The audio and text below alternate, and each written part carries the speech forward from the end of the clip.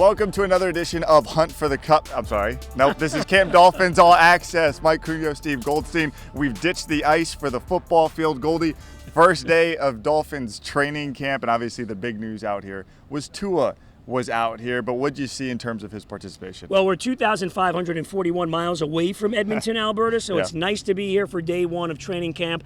Hey, good to see Tua reporting. Yeah. You know, that's the smart thing, obviously, financially. It's $50,000 a day if you don't show up.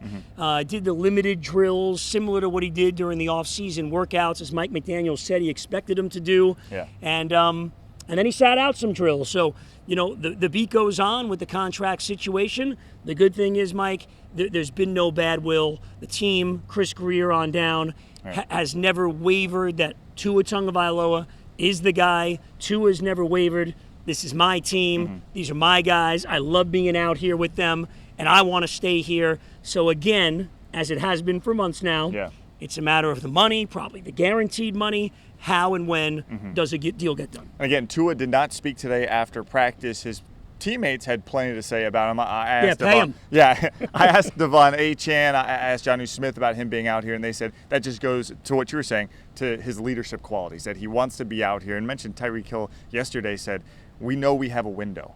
Tua knows they have a window, so he wants to be out here for that. But aside from that, when you look at the quarterback play from today, it's just one of those classic training camp defense ahead of the offense type of days when you look at it as a whole. Classic, unclassic. The defense was ahead of the offense in day number one. You know, the quarterbacks overall, and look, they've got Gavin Hardison they brought in as kind of a fourth guy, as an arm during camp. Every team ends up doing that. But the defense was making plays, and they took the ball away a few times. After practice, offensive line coach Butch Barry, you know, after the whole team broke down with Mike McDaniel in the middle, Coach Barry, who did a terrific job last year, will have to do a terrific job this year with some of the losses on the O-line like Rob Hunt. He called that whole offensive line together.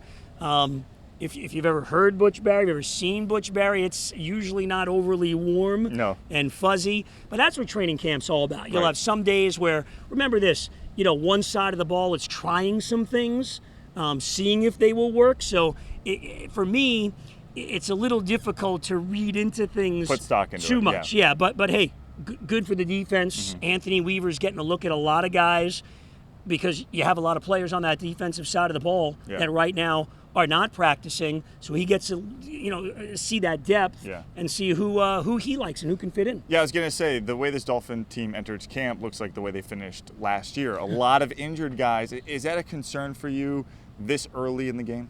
Not really. I think it's a smart thing. You know, the key for this team, and obviously you got to go through it all over. You mentioned the Panthers, right? Yeah. So they make the Cup final. You lose, you got to almost wait a year. Right. You got to go through it all again and get yourself in that position.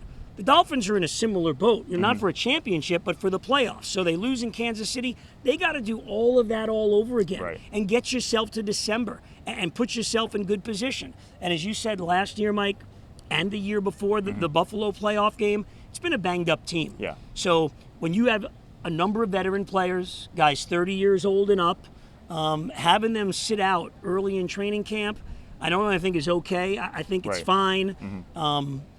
Obviously, with Chubb and Phillips, different story. They're rehabbing. Right. But if there's any nicks and bruises, the Odell Beckhams and the Isaiah Wynns and the David Longs, really no big deal that they're not on the field. Calais Campbell mentioned it, that he kind of ramps up during camp. So you got to wonder if maybe that's part of their planning out here. We did see Javon Holland look like he got banged up today. Jalen Ramsey said it's just football stuff. He thinks he'll be okay, but definitely something to keep an eye on. So Dr. If the football thing doesn't work, paging Dr. Ramsey. That was good to hear. Well, you know what? About a year ago this time, we were all freaking out because Ramsey gets hurt really in the first couple of days of camp, but it looks like we avoided any serious injury today. Again, we'll see what happens with Javon Holland over the next 24 to 48 hours. Maybe there's an update from head coach Mike McDaniel from tomorrow. But as we mentioned, this is the building blocks towards December and January. They don't want to have those late season collapses, but it all starts right now. Steve Goldstein, thank you so much. You're a little sweaty, Cunio. I'm sweating out here. Yep, That's why we're wrapping it up. Thank you for joining us here on Camp Dolphins All Access, and we'll see you on day 2 of training camp.